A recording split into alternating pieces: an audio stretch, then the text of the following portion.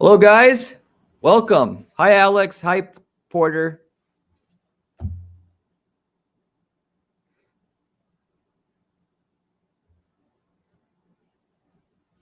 Alex, so you said, I just wanted to say that my friend has no experience in Google Ads, but after a few months of your channel, got a job as a middle PPC specialist. He killed an interview, and HR said he knows stuff best. Wow.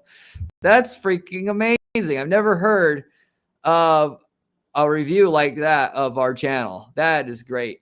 You know, ultimately, you know, it's like a free PPC university watching this channel, because I've already spent 20 years taking and making all the mistakes. And then I just let you know what I had to spend 20 years figuring out ultimately. And like I've said before, when I started this, there's basically no information out there. And you just had to stumble through it. Yes, it was way easier to do PPC. Yes. But at the same time, you're literally just having to just try random crap and learn that way. So nowadays, you could just watch my channel, go and apply what you see, and pretty well, you know, that you're good. Thanks for the feedback, though, Alex. It brightened my day learning that. Hi, Drakon. So, yeah, so I don't know what questions you guys have today. One interesting thing that's come up recently is, you know, Google Ads. You know, I was just talking about this with the recent client. Certainly, the cost per click has been going up a lot recently, and in competitive markets like local service markets and stuff like that, we see the cost per click going up, and a lot of that comes down to, like, there's some, you know, the economy is certainly weak at this time. And what happens is, just wanted to let you know that when the economy gets weak, the cost per click is going to go up, especially, you know, nowadays, because when customers are harder to get, at least when you're talking about Google search ads, that's the go-to source to fill your demand gap, because people know what it is. It's, to them, tried and true, and they've got employees sitting around doing nothing. And to them, they'd rather, you know, lose money on ads to keep their guys busy than have them sitting around. And then at that time, cost per click goes steadily up and up and up. And you got people essentially fighting over the last customers that are there. Whereas, which makes you think, like, you know, it would be the opposite of what you normally would think. You would think during good times, the cost per click would go up because people want all the customers. The reality is, when customers are easy to get, people do less on their ads. They're like, oh, I got enough customers, we don't need to do Google ads anymore. And which is kind of the theme with, you know, marketing in general. I've seen it over the years. People generally contact our agency for help once the shit's already hit the fan. And they start taking their marketing serious once that's already happened, as opposed to when times are good, trying to make it better. You know, you're ahead of the curve if you're on the latter end of that. And so that's why it's better to make your position stronger in good times when you have money to make your position stronger. Because once you are in a bad position, and so is other people in your market due to economic conditions or whatnot, you're fighting the tide essentially, and it's really hard to do anything. Alex, go ahead. If I can ask first question, I use PMax with no offline conversions and optimize for lead forms, and that really works good. What do you think? So my honest answer / response is, I think it's a bad idea because of all the bots, and it's really unavoidable to run PMax for lead generation with no offline conversion tracking. That said, an alternative would still be putting a honeypot field on your contact form so that bots can't fill it out. And that's something that I've started to do a lot more recently, which is actually a better short-term solution than offline conversion tracking, because offline conversion tracking fixes the problem after the fact, after you've gotten the leads. You could show Google which ones were the good ones. Well, if you mostly get bad ones because it's all bots, that doesn't work also necessarily. And it's reactive versus proactive. A proactive approach would be to block the bots from filling out the form to begin with a hidden form field that only bots can see and therefore fill out, and therefore can have your form programmed to not allow a submission if that field was physically filled out and entered itself. So I would look into that at least, which anybody can do that with a developer for $100 off of Upwork or whatever. Alex, I managed lead gen with 12 euros per day with search, of course. Guy made a PMax for lead form and make it 6 times cheaper. A manager asked clients, we did. They discovered us after PMax went from 19 to 69.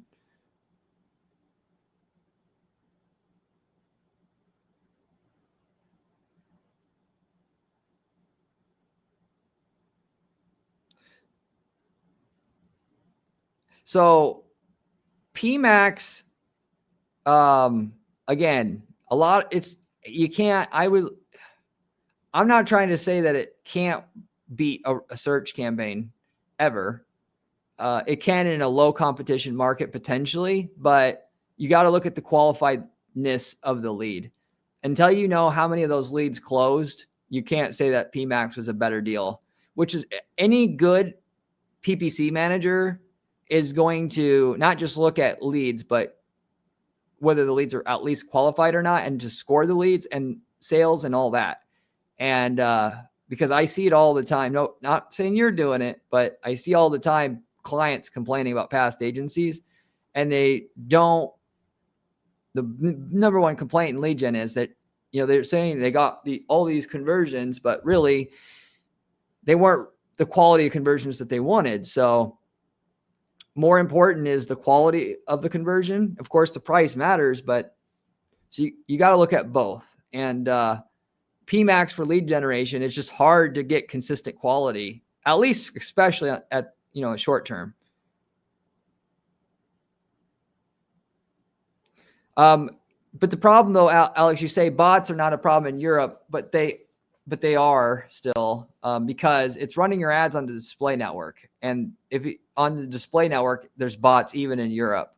So now, other less perhaps, but it doesn't take much to eat up your whole budget, realistically. PMax is set up to go for conversions, right?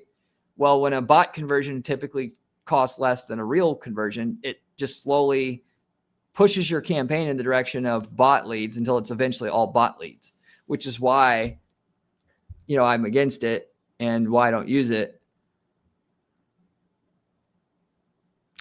Hidden form field, isn't that illegal? I don't know if it's illegal due to GDPR personally. I don't typically work with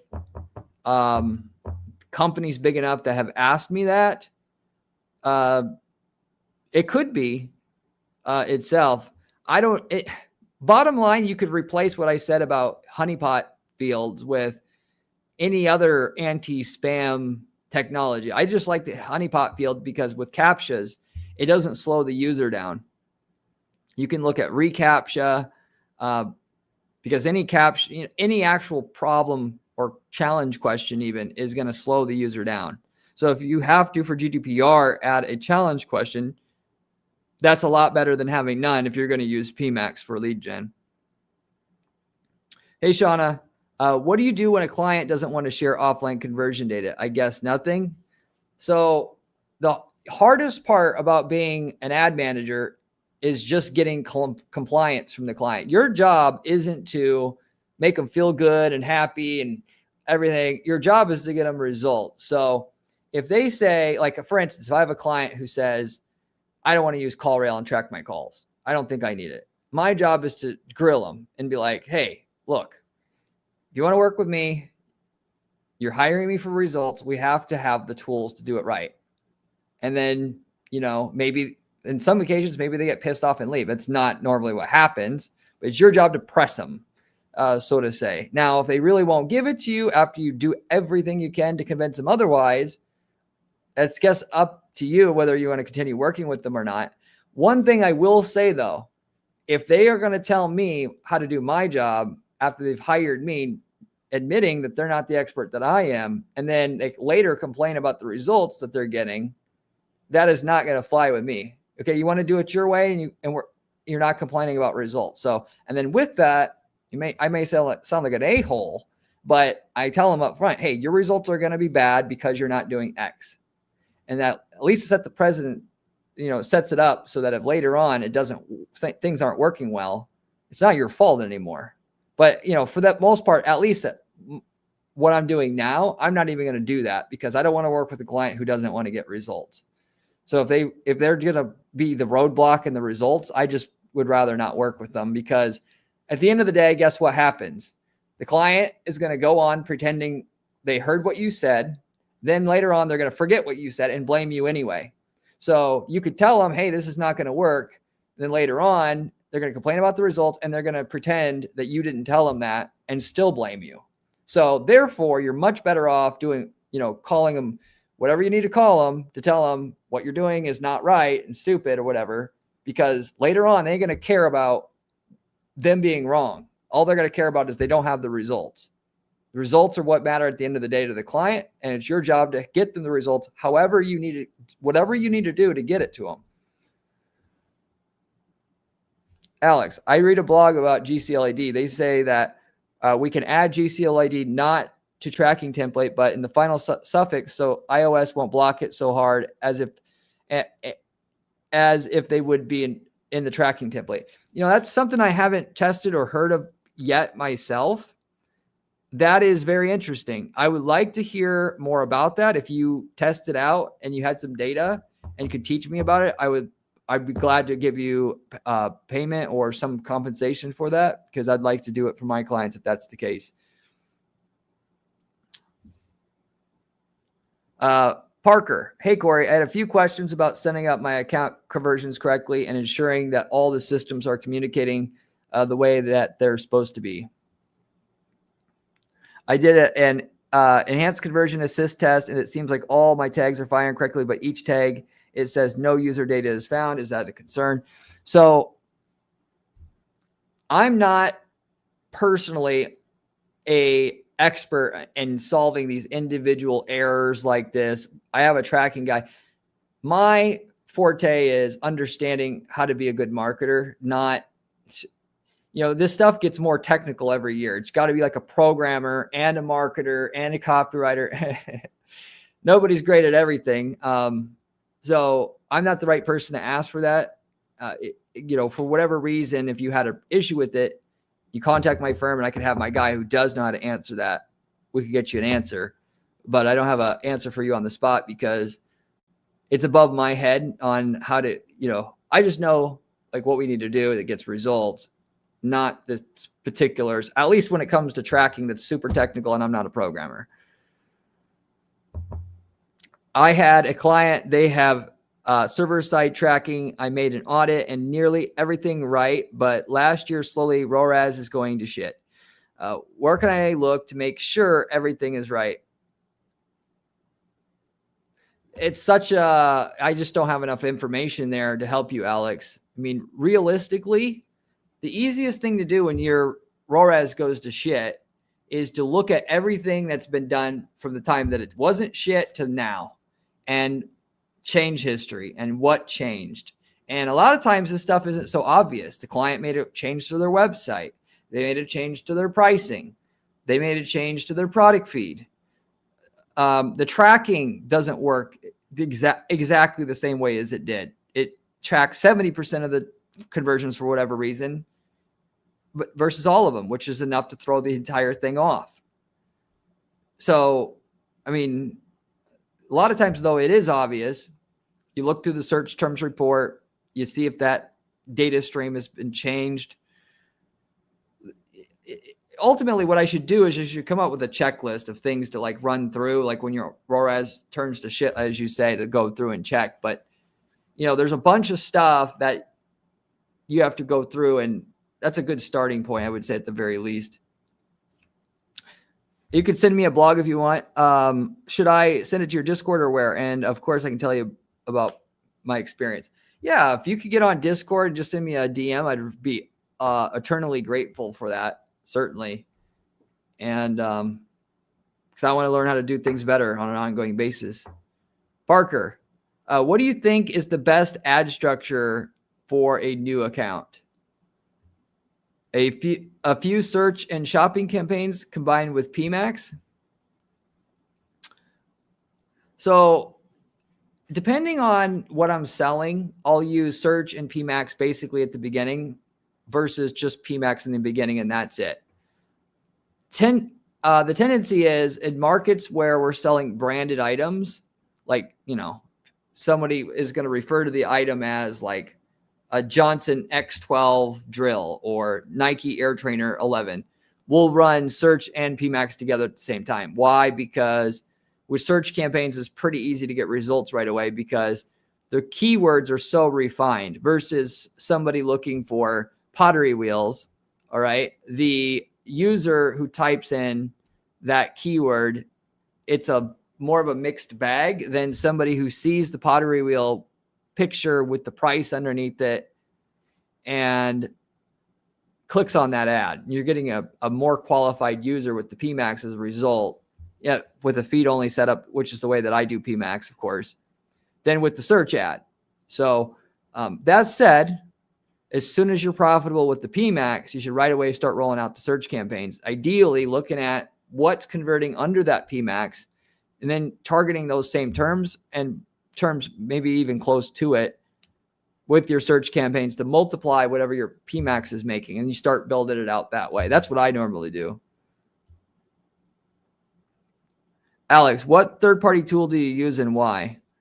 So if you're talking about tracking, don't really have a third-party tool. If you're talking about in general, I use SpyFu, we use Unbounce, we use CallRail.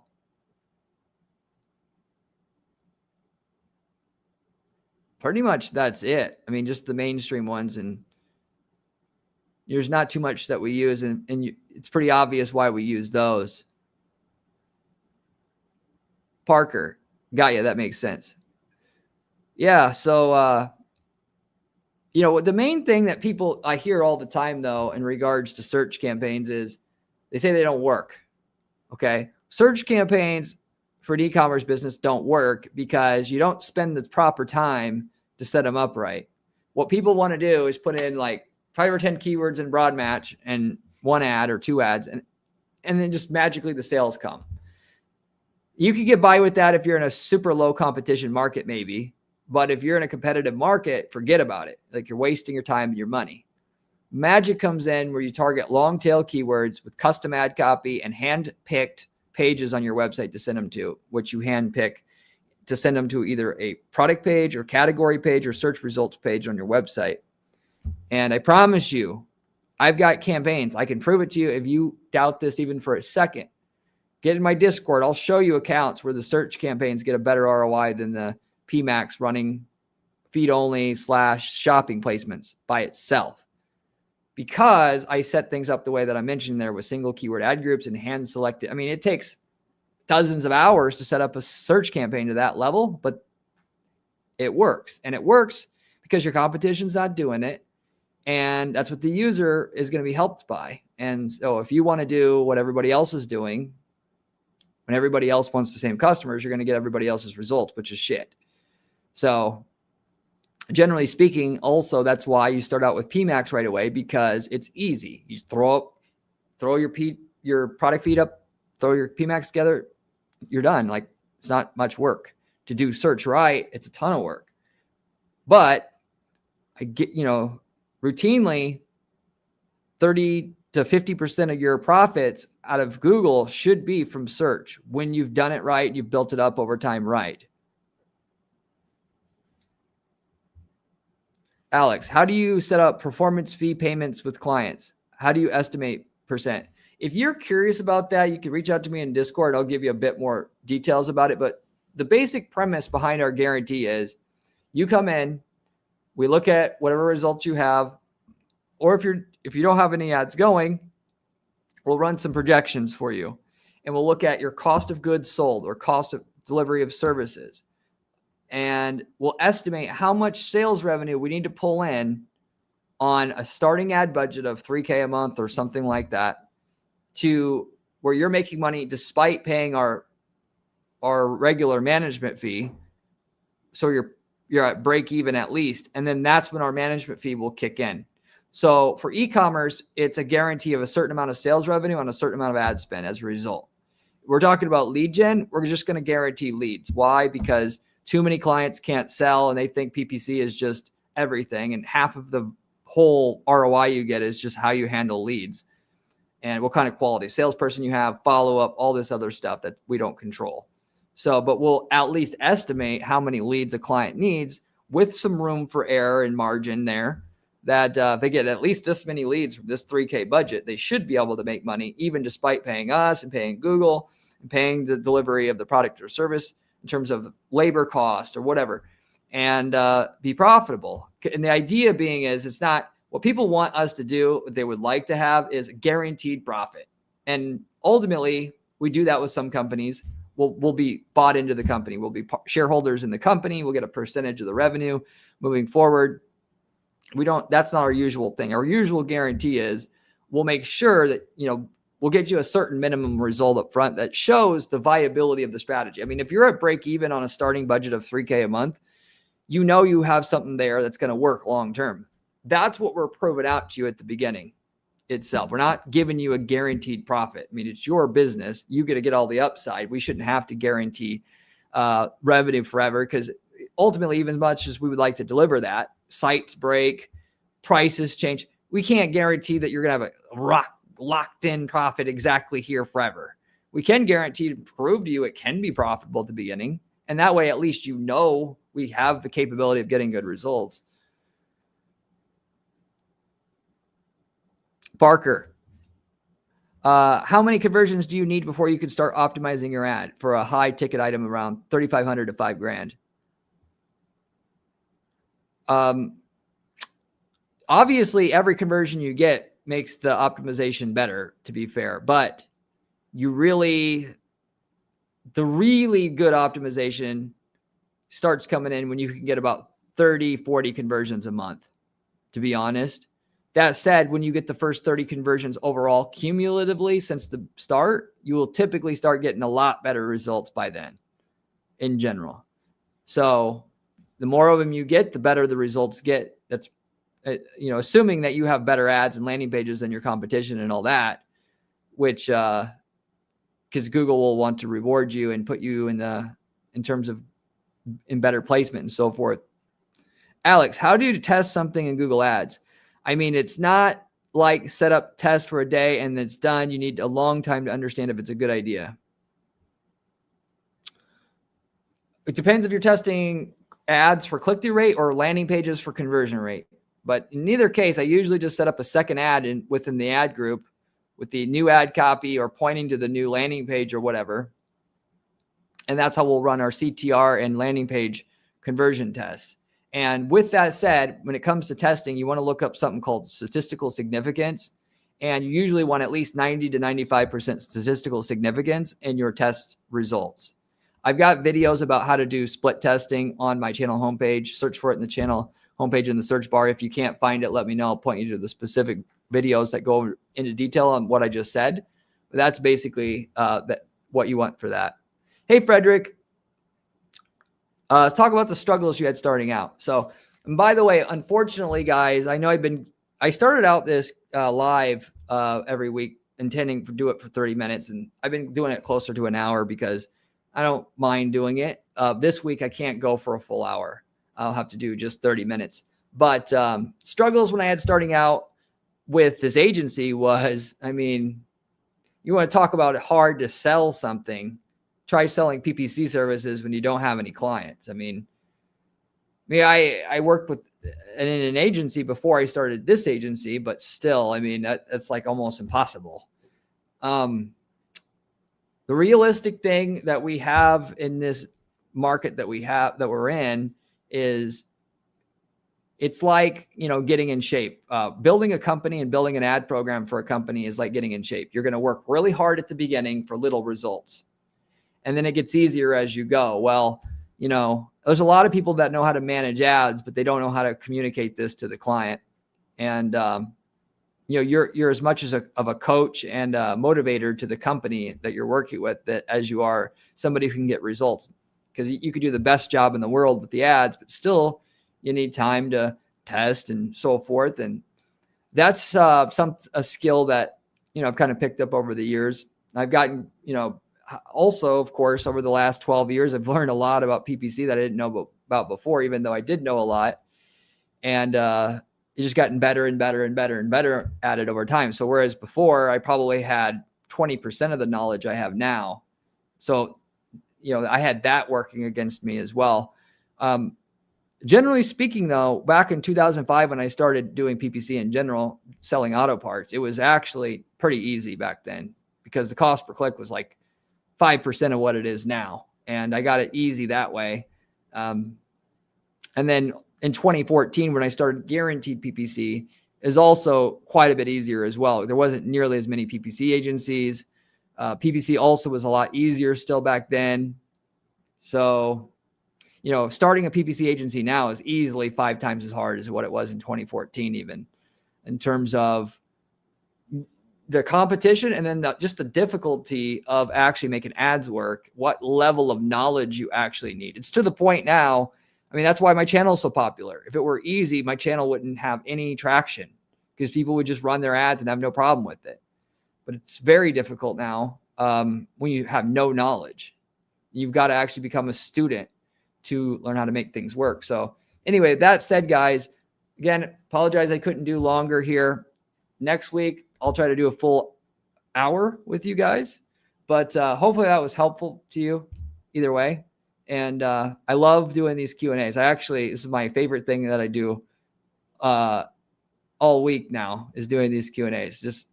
I like hearing your questions. So anyway, I'll see you next week, guys. See you later.